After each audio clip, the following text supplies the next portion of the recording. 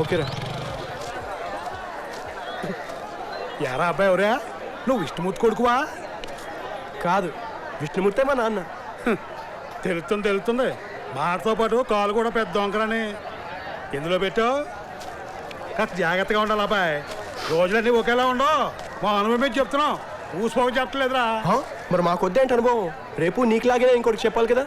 నీకు చెప్పినోడు ఎవడరా అని అడిగితే నువ్వు ఎక్కడుంటావు ఎవడికి తెలుస్తుంది? అబ్బో, నువ్వు పెద్ద పెరసనవురా. ఏంటి బాబాయ్ పొద్దున్నే మావాడితో వేసుకున్నావేంటి?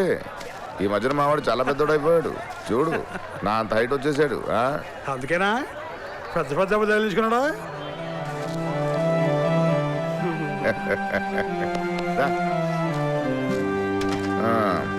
రా, మన మేట్పల్లికి వెళ్ళినప్పుడు బాగుందనుకున్నాను రా.